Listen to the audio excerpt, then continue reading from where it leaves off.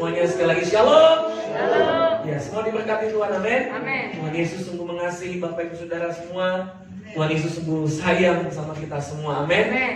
Katakan haleluya. Haleluya. Di dalam perjanjian lama, saudara, kalau ada anak yang membangkang ya ataupun nakal, saudara, dia akan diseret sama orang tuanya ke pintu gerbang, saudara, dan kemudian para tua-tua di kota itu, saudara, akan melempari anak itu dengan batu. Nah, kalau secara ukuran manusia, saudara, mungkin kalau Anda dan saya hidup, saudara, di dalam zaman hukum Taurat, mungkin kita pada banyak yang mati, betul nggak? Iya. Karena seringkali kita, saudara, nakal, membangkang kepada Tuhan, kepada orang tua, kepada keluarga, saudara, yang seringkali kita sudah membuat kesalahan demi kesalahan. Tapi puji Tuhan ya saudara, Anda dan saya yang ada di dalam Kristus, kita saudara beroleh kasih karunia. Kristus sudah menebus kita dari kutuk hukum Taurat, supaya kita hidup, supaya kita saudara beroleh anugerah. Amin. Dalam Lukas pasal yang ke-15, waktu anak yang hilang itu kembali, waktu anak yang hilang itu saudara, ya sudah menghabiskan begitu banyak harta bapaknya, saudara. Ya, bahkan dia saudara melakukan hal yang tidak baik, dia membangkang, dia melawan orang tuanya. Tapi waktu anak itu kembali, waktu anak itu pulang ke rumah bapak, saudara, apa yang terjadi, saudara? Justru waktu dia kembali ke rumah bapak, dia beroleh pelukan, saudara. Amin. Amin. Itulah Tuhan kita, saudara. Dia bapak kita yang penuh dengan kasih karunia. Katakan amin. Amin. Pak, gimana standarnya dalam kehidupan ini? Seperti apa sih sebetulnya? Apakah kita tidak boleh mematuhi hukum Taurat? Saudara, saya mau katakan, Anda dan saya, saudara, harus tidak bercacat celah. Dan hukum Taurat itu adalah standar kehidupan orang percaya. Hukum Taurat mengajarkan Anda, saudara, hidup kudus, tidak bercacat celah. Amin. Namun berapa banyak orang yang sanggup dalam kehidupan hukum Taurat? Dan banyak orang yang gagal, saudara. Betul? Banyak orang yang meninggalkan Tuhan, persekutuannya, karena begitu banyak, saudara, hukum Taurat yang mengikat mereka dan membuat mereka, saudara, frustasi. Tapi puji Tuhan, oleh karena Yesus, kita beroleh kemurahan. Amin. Amin. Dia adalah jalan bagi kita, saudara. Jadi kalau Anda mau tanya alamat kasih karunia itu di mana, alamat keselamatan itu di mana, alamat masuk surga itu di mana? Bukan RT 5, RW 2, bukan itu, saudara. Tapi Dia, Yesus, yang adalah Amen. jalan dan keselamatan Amen. dan hidup. Katakan amin. Amen. Yohanes pasal yang ke-14 ayat yang ke-6, ayat hafalan yang sudah kita sering dengar, saudara. Firman Tuhan katakan, kata Yesus kepadanya, Akulah jalan dan kebenaran dan hidup. Tidak ada seorang pun yang datang kepada Bapa kalau tidak melalui Aku. Kita tahu, saudara, bahwa jalan untuk menuju kepada kehidupan, kebenaran, saudara, keselamatan, kelimpahan, itu hanya ada dalam Yesus. Jangan kita, saudara, tinggalkan Yesus dan mengandalkan kekuatan kita sendiri. Galatia pasal yang ke-5, ayat 1 sampai dengan ayat yang ke-4, saudara. Alkitab berkata demikian, supaya kita sungguh-sungguh merdeka, Kristus telah memerdekakan kita. Kristus sudah menjadi jawaban. Dia adalah jalan untuk memerdekakan Anda dan saya. Siapa yang mau hidupnya benar-benar merdeka, saudara? Bebas dari kutuk. Katakan, saya mau merdeka. Katakan, saya mau bebas dari sakit penyakit, dari kutuk, dari intimidasi. Amin. Dengan cara apa? Datang kepada Kristus. Katakan, saya mau datang kepada Kristus. Saya mengundang Kristus. Amin. Dan biarkan Dia jadi Tuhan dan Raja dalam hidup. Amin. Karena itu berdirilah teguh di dalam Kristus dan jangan mau lagi dikenakan perhambaan kepada siapa? Perhambaan kepada hukum Taurat. Kalau Anda baca, saudara, dalam Galatia pasal 4, saudara, itu begitu banyak orang, saudara, gagal dalam melakukan hukum Taurat. Jangan mau lagi dikenakan perhambaan. Maksudnya apa? Ayat yang kedua. Perhatikan. Sesungguhnya aku, Paulus, berkata kepadamu, jikalau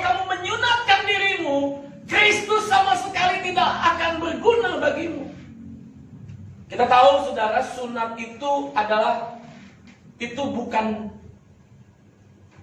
istilahnya dalam tanda kutip untuk kesehatan awalnya. Sunat itu adalah covenant, perjanjian. Waktu bangsa Israel, saudara, keluar dari Mesir, mereka semua disunat di Gilgal, saudara. Mereka membuat sebuah covenant dengan Tuhan untuk mengikuti perintah Tuhan. Khususnya firman yang didapatkan oleh Musa di Gunung Sinai, saudara. Yaitu turunnya 10 hukum Taurat. Dan kemudian dari hukum Taurat itu banyak sekali aturannya, sampai 600 lebih, saudara. Aturan. Halo? Sampai 600 lebih aturan. Seperti tadi yang saya sudah sampaikan, saudara. Kalau dulu, saudara, dalam perjanjian lama, ada satu anak yang nakal, satu anak yang membangkang orang tuanya, saudara, dia akan dilempari dengan batu, saudara. Ya kan? Nah, model Bu Indri gini, model Bang Teo gini kan. Dulu kan kita kan anak nakal gitu kan. Iya, betul. Betul nggak? Iya. Halo? Ya. Jangan berpikir, oh ini yang diem-diem aja gak nakal. Oh, ada sesuatu nakal yang tersembunyi. Entah nakal itu apalah. Betul nggak? Iya. Loh iya. Saya punya anak kan, saudara, ada 2, Gaby sama Darlene, saudara. Iya. Gaby itu orangnya lebih banyak, saudara, diem. Iya. Kalau Darlene itu talkative gitu kan. Dari antara kedua anak ini, saudara, masing-masing juga, saudara, punya hal yang namanya, saudara, di mana mereka melawan orang tua, di mana mereka membangkang orang tua. Iya. Kalau dalam hukum Taurat, saudara, mereka udah bisa dilempari dengan Batu. bikin malu orang tua aja kamu. Iya. Kamu itu sudah bercacat celah. Standar hukum Taurat, saudara, satu orang keluarga kalau anaknya bikin cacat celah, dia harus dilempari dengan batu. Iya. Halo? Iya. Nanti Anda bisa dengar khotbahnya Pak Agung dalam khotbah WRC hari Kamis kemarin, saudara. Sesuatu yang sangat gak mungkin bisa terjadi dalam kehidupan kita. Dan berapa banyak akhirnya, saudara, orang yang dibuat aturan demi aturan dalam hukum Taurat mulai undur dari Tuhan, mulai undur dari persekutuannya. Aduh, aku kayaknya gak mungkin bisa jadi Kristen nih. Aku kan dosa, kerjaanku, bisnisku kan begini, begitu. Sehingga kita mulai, saudara, terintimidasi dan terus, saudara, hidup dalam ketakutan. Tuhan mau hari ini, saudara, Anda dan saya sama-sama memahami. Kalau kamu, saudara, menyunatkan dirimu dengan hukum Taurat, membuat sebuah perjanjian dengan hukum Taurat, Kristus sama sekali gak akan berguna. Tapi Kristus akan menjadi berguna dalam hidupmu kalau kau menyunatkan dirimu dengan Kristus dalam baptisan air. Oleh karena itu Tuhan mau, saudara, waktu Anda terima Yesus, Anda disunat lahir baru dengan cara apa? Baptisan air. Dibaptis, ditenggelamkan. Yang lama tubuh kita ini, saudara, mati. Kita bangkit jadi ciptaan yang baru. Makanya penting sekali baptisan air. Amin. Amin. Itu menyatakan kita sunat. Menyatakan kita membuat sebuah perjanjian yang baru dengan Kristus. Katakan yes. Yes. Sunat yang pertama itu adalah sunat di mana bangsa Israel sedang mengikatkan perjanjian mereka dengan hukum Taurat. Jikalau kamu baik-baik mendengarkan suara Tuhan Allahmu dan melakukannya dengan setia, bla bla bla bla bla bla. Kalau enggak setia, bla bla bla bla bla, kutub kan? Ulangan pasal 28 itu kan? Itu semua covenant. Dari sunat yang mereka lakukan. Sampai di sini paham ya? Sunat itu bukan bicara tentang kesehatan di zaman dulu. Tapi sunat itu bicara tentang perjanjian. Lalu kemudian, saudara, ayat yang ketiga bilang begini. Sekali lagi aku katakan kepada setiap orang yang menyunatkan dirinya dengan hukum Taurat bahwa ia wajib melakukan seluruh Kalau Anda menyunatkan dirimu dengan hukum Taurat, membuat sebuah perjanjian dengan hukum Taurat, Anda wajib melakukan seluruh hukum Taurat. Halo? Hormati hari Sabat, hormati kedua orang tuamu. Lalu kemudian apa saudara? Tidak boleh ada Allah lain. Lalu kemudian jangan mengingini sesamamu, jangan membunuh, jangan mencuri, macam-macam. Dalam kehidupan kita ini ternyata saudara ada begitu banyak pergeseran yang tanpa kita sadari saudara, seringkali kita kompromi di dalamnya. Pak, apakah kita orang Kristen harus kompromi? Saya katakan tidak, saudara. Tidak boleh kita kompromi.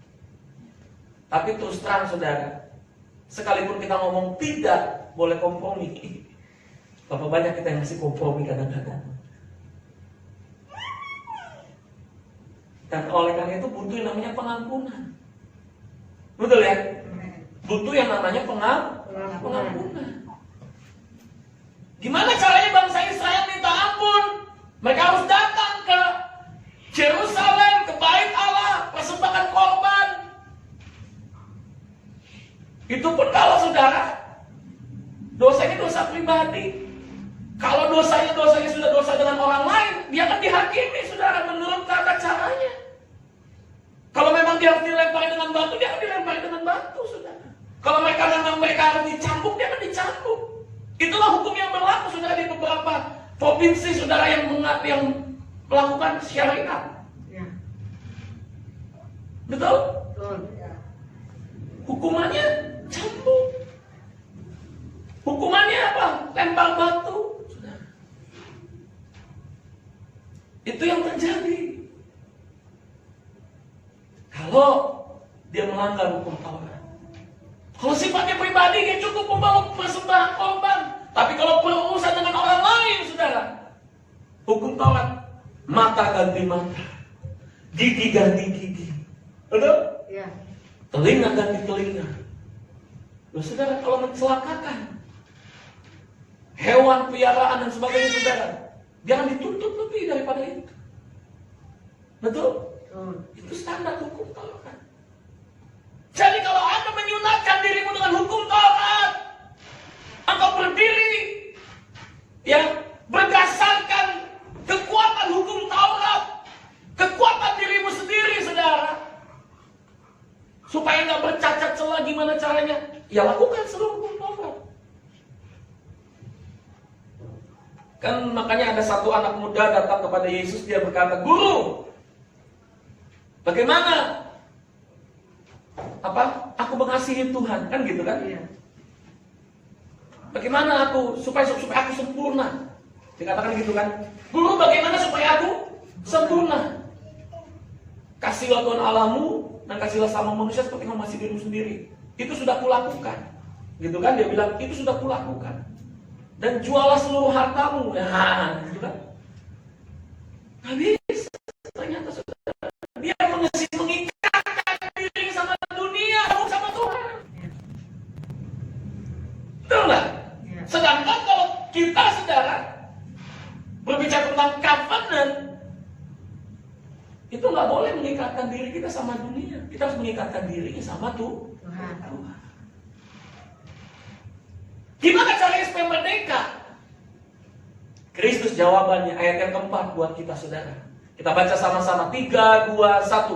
Kamu lepas dari Kristus jikalau kamu mengharapkan kebenaran untuk utara. Kamu hidup di luar kasih karunia. Nah, gimana supaya kita hidup di dalam kasih karunia? Jangan lepaskan Kristus. Supaya Anda, saudara, hidup dalam kelimpahan kasih karunia, Anda harus terhubung dengan Kristus. Gimana Pak, kalau saya baru jatuh bangun dalam dosa? Saya mau katakan, saudara, orang yang ada di dalam Kristus, dia nggak akan lagi mau berbuat dosa. Dia akan dibangun hidupnya terus, saudara, untuk memuliakan Tuhan. Ada nggak pergumulan? Ada nggak, saudara, serangan? Ada nggak, saudara, yang namanya, saudara, intimidasi iblis atau godaan iblis, saudara, untuk memproses kita? Ada. Ada. Berapa banyak suami istri marah sama istrinya? atau istri marah sama suaminya, orang tua sama anak, anak marah sama orang tuanya, orang tua marah sama anak. Kalau kita punya standar hukum Taurat, saudara, kita akan terus-terusan, saudara, gagal dan gagal. Tapi karena standarnya Yesus, Dia adalah Allah yang penuh dengan kasih. Kita orientasinya bukan lagi, saudara, balas kejahatan dengan kejahatan. Betul nggak? Balas makian dengan makian. Tapi standarnya berbeda. Ketika orang menampar pipi kiri, berilah kepada dia pipi kanan. Ketika orang mengajak engkau berjalan 1 minggu, berjalanlah bersama dia 2 minggu. Standarnya berbeda. Hidupnya enggak lagi dikuasai dengan hukum Taurat, tapi hidupnya dikuasai dengan yang namanya, saudara, standar yang lebih tinggi kalau di dalam Yesus. Ada nggak, saudara, intimidasi? Ada nggak, saudara, keinginan untuk berbuat jahat? Saya mau katakan, saudara, dunia nggak akan pernah berhenti untuk menghancurkan kehidupan anak-anak. Tapi kalau hidupmu mengerti bahwa di dalam Yesus penuh dengan kasih karunia, engkau nggak akan lepaskan Kristus. Karena di dalam Kristus Tuhan punya segalanya. Amin. Amin. Makanya dia berani berkata, Yesus berani berkata, akulah jalan dan kebenaran dan hidup. Tidak seorang pun datang kepada Bapa, tidak seorang pun menerima kasih karunia masuk surga dan sebagainya, kalau tidak melalui Yesus. Nggak bisa. Bagaimana, saudara, kehidupan kita supaya kita, saudara, hidup dalam kasih karunia? Bergaulan dengan Yesus. Banyak-banyaklah bersekutu dengan Yesus. Makanya, saudara, Yesus ketika dia berjumpa dengan perempuan Samaria, dalam Yohanes pasal yang keempat, dia ajak perempuan itu untuk menyembah dalam roh dan kebenaran. Dia ajak perempuan itu, saudara, untuk bukan menyembah ke Yerusalem, bukan menyembah di gunung ini, tapi menyembah Yesus dalam roh dan kebenaran. Yesus menyatakan dirinya, aku yang bisa kasih kamu air hidup itu, aku yang bisa kasih kamu kasih karunia itu. Betul nggak? Yesus kan lagi membuat sebuah percakapan dengan perempuan Samaria. Ya kan? Gimana caranya supaya dapat air hidup? Yesus bilang kan, beri aku minum. Waktu kau memberi Yesus minum, niscaya engkau tidak akan haus lagi. Waktu kau menyembah Yesus, niscaya engkau tidak akan haus lagi. Wow. Waktu saya dapat paradigma ini, saudara, kehidupan kekristenan saya itu luar biasa, saudara. Sampai hari ini berkat Tuhan selalu datang. Tidak pernah terlambat, disediakan berlimpah. Yang harus kita keluarkan per bulan itu, saudara, berumah tangga, pasti yang sudah berumah tangga tahu lah, ya Bu Indri ya. Iya. Bukan hanya untuk makan doang, bukan. Yang punya rumah harus bayar listrik, bayar air, bayar IPL. Iya. Betul nggak? Yang punya kredit harus bayar rekening ini, bayar ini, bayar ini. Yang punya asuransi harus bayar ini, bayar ini. Kalau yang belum nikah kan belum mikir apa-apa, betul nggak? Iya. Gimana caranya? Kalau kita sudah mengandalkan kekuatan kita sendiri, saudara, kita akan gagal. Ya. Makanya perempuan itu, saudara, yang dalam Yohanes pasal yang keempat, perempuan Samaria itu, dia gagal hidupnya, kawin lagi dengan suami ini. Barangkali dengan suami ini gue bisa tajir nih, gitu kan? Betul nggak? Sampai berapa kali kawin, Bu? 5 kali. 5 kali. Dan yang ada padanya bukan suaminya. Karena nggak puas, gagal lagi. Gue kayaknya cowok kurang kaya nih, kurang keren nih. Keluargamu, rumah tanggamu gak akan pernah puas, gak akan pernah diberkati kalau kau mengandalkan kekuatanmu sendiri. Garis bawahi ya, engkau gak akan pernah mengalami kepuasan dalam rumah tangga, berkat dalam rumah tangga kalau engkau mengandalkan kekuatanmu sendiri. Kalau kau punya standar dalam hidupmu dan kau mengandalkan kekuatanmu sendiri, gak bisa. Karena akan gagal seperti perempuan Samaria. Gimana supaya Tuhan puaskan keluargamu, rumah tanggamu? Gimana supaya air kehidupan mengalir atas rumah tanggamu, mengalir atas keluargamu? Undang Yesus. Makanya waktu ada dalam pernikahan di Kana, Yohanes pasal yang kedua, ketika anggur habis, Yesus mengubah air menjadi anggur. Ada Yesus di dalam pernikahan itu. Mungkin hari ini makan nasi cuma pakai garam. Kalau kamu undang Yesus, saudara, saya mau katakan, engkau nggak mungkin hanya makan nasi pakai garam terus-terusan. Amin. Betul? Ya. Tuhan akan ubah. Ya.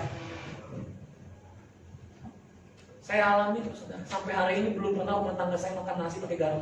Belum pernah. Ya. Belum pernah.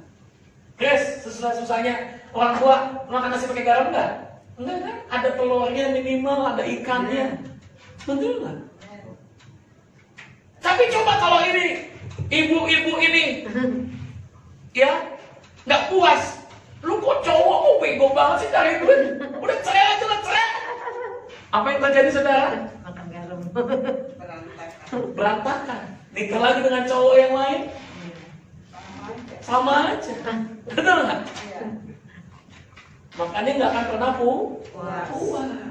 Kalau hidup kita di luar Yesus. Kamu lepas dari Kristus jika kamu mengharapkan kebenaran oleh hukum Taurat, oleh kekuatanmu sendiri. Kamu hidup di luar kasih karunia. Gimana caranya hidup di dalam kasih karunia? Mendekat dengan Yesus. Yang kau sembah, kau puji dalam rumah tanggamu, bangun sebuah keluarga di tengah-tengah rumah tangga. Pegang tangan istrimu, pegang tangan suamimu. Katakan, ku sembah kau Tuhan, ku mengangkat tanganku selamanya. Kau ajaib bagiku. Amin. Itu. Katakan haleluya. Haleluya. Ku sembah Kau Tuhan, ku mengangkat wajahku selamanya. Kau hebat bagiku. Amin. Angkat tangan kita. Dia yang akan memberikan air kehidupan atas rumah tanggamu. Dia akan memberikan air kehidupan atas bisnismu. Dia akan memberikan air kehidupan bagi pekerjaanmu, bagi keluargamu, bagi hidupmu juga. Amin. Banyak orang jadi lesbian, jadi gay, atau jadi pelacur, atau jadi gigolo sebagainya. Kenapa? Dia merasa dirinya nggak puas. Betul nggak? Gimana caranya dapat duit lebih? Gimana caranya dapat perhatian orang? Gimana caranya untuk begini begitu? Identitasnya hilang karena dia nggak ketemu dengan Yesus.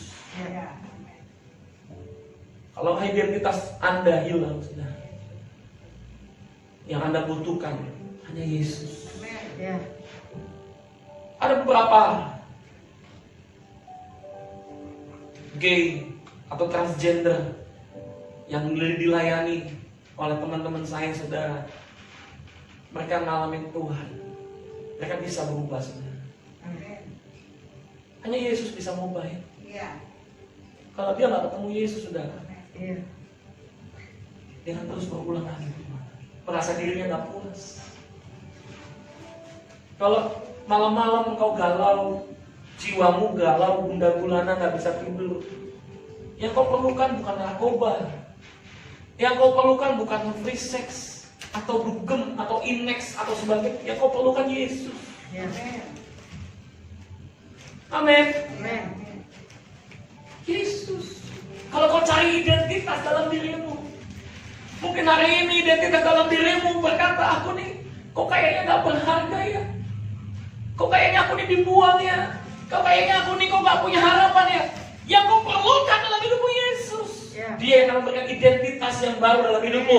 Engkau adalah ciptaan yang baru. Yang lama sudah berlalu, yang baru sudah datang. Sekalipun engkau anak yatim piatu, dia Yesus akan jadi Bapa dalam hidupmu. Pak Agung Pakar yang gembala kita, saudara, dia nggak punya bapak, nggak punya ibu. Kalau dia nggak punya Yesus, identitasnya hilang, saudara. Di tahun 85 dia ketemu Yesus. Tuhan ubah hidupnya. Hari ini jadi gembala. Dia tani Restorating International. Amin. Amin. Kalau nggak ketemu Yesus hancur. Berapa banyak orang yang hancur, saudara? Ya. Nggak puas dalam hidupnya. Amin. Amin. Minum minuman keras tidak bisa membuat kau puas. Boleh nggak minum wine? Boleh nggak minum alkohol? Itu keputusan, saudara. Ya. Kalau hanya untuk memuaskan daging, engkau nggak akan pernah puas. Nggak akan pernah puas. Boleh nggak Pak saya kawin punya istri lebih dari satu? Itu kan daging. Betul nggak? Ya. Engkau nggak akan pernah bisa puas. Karena hanya Yesus lah yang bisa memuaskan rumah tangga. Ya. Bukan seks. Bukan narkoba. Bukan. Jangan kita sudah hidup dengan cara pandang kita. Tapi lihatlah saudara Kristus. Dia akan mengubah cara pandang. Dia akan mengubah masa depan. Amsal pasal 12 ayat yang ke-28 sebagai ayat yang terakhir buat kita berkata demikian, saudara. Di jalan kebenaran terdapat apa, saudara? Terdapat hidup. Hidup. Tetapi jalan kemudaratan Menuju maut. menuju apa, saudara? Maut. Apa sih murtad? Murtad itu, saudara, keluar dari perjanjian. Keluar dari apa yang kita percayai, itu murtad. Ya. Siapa yang berkata dia adalah jalan dan kebenaran dan hidup? Yesus. Hanya Yesus. Ya. Betul nggak? Ya. Betul nggak, saudara? Betul. Jadi siapa yang di jalan kebenaran itu? Terdapat hidup. Yesus. Di dalam Yesus, hanya di dalam Yesus. Di jalan kebenaran terdapat hidup. Tetapi jalan di luar Yesus, di luar imanmu, menuju maut, saudara. Kalau kau murtad, engkau tidak mengikatkan dirimu kepada Yesus, engkau tidak hidup, saudara, mengarahkan dirimu, saudara, membuat sebuah covenant dengan Yesus, engkau akan menuju maut. Menuju maut. Banyak orang, saudara, lebih gampang survive melakukan hidup ini di dunia ini dibanding dia, saudara, untuk mempercayai Yesus dalam hidupnya. Yesus itu katanya masih abu-abu. Yesus itu katanya masih belum real. Saya mengatakan, saudara, hidup ini hanya sementara. Ya. Kita nggak akan bisa, saudara, bertahan dengan kekuatan kita sendiri. Ya. Kalau kau bertahan dengan kekuatanmu, saudara, banyak orang menjadi frustasi, capek, gagal. Banyak orang kemudian, saudara, banyak yang orang bunuh diri. Kenapa? Karena tidak punya Yesus. Angka populasi bunuh diri di dunia ini, saudara, ada di negara-negara yang ateis. Ya. Ada di negara-negara yang tidak bertuhan. Ya. Cek di Google, negara mana yang populasi angka bunuh diri yang tertinggi. Bahkan ada satu jembatan, saudara, di negara tersebut, tempat di mana orang dilegalkan bisa bunuh diri di sana. Iya. Halo? Ya. Kenapa? Karena negara itu saya lihat, saudara, ternyata tidak bertuhan. Tidak bertuhan. Ketika engkau, saudara, murtad, engkau tidak mengikatkan dirimu sama Tuhan Yesus, itu menuju maut. Tapi di jalan kebenaran, dan Yesus adalah jalan itu, saudara, terdapat apa, saudara? Terdapat apa? Hidup. Siapa yang mau hidup, saudara? Siapa yang mau rumah tanggamu hidup? Saya. Siapa yang mau keluargamu hidup? Saya. Tokomu hidup? Bisnismu hidup? Saya. Katakan saya. Saya. Datang kepada Yesus. Amin. Undang dia. Dia adalah Allah yang penuh dengan kasih kamu. Amin. Sembah dia dalam roh dan kebenaran. Amin. Dia yang akan memberikan kepadamu air hidup. Amin. Amin. Punya value dalam hidupmu, saudara. Yaitu apa? Yesus nilai-nilai. Amin. Aku mau percaya sama Yesus. Aku mau mengikatkan diri sama Yesus. Amin. Karena kalau kau lepas dari Kristus, saudara, engkau akan mati, saudara. Engkau akan binasa. Tetapi Kristus, ketika kau terus mengikatkan dirimu sama Kristus, covenant dengan Kristus, engkau dilimpahi dengan kasih karunia. Katakan haleluya. Mari bangkit berdiri bersama-sama. Shikatakan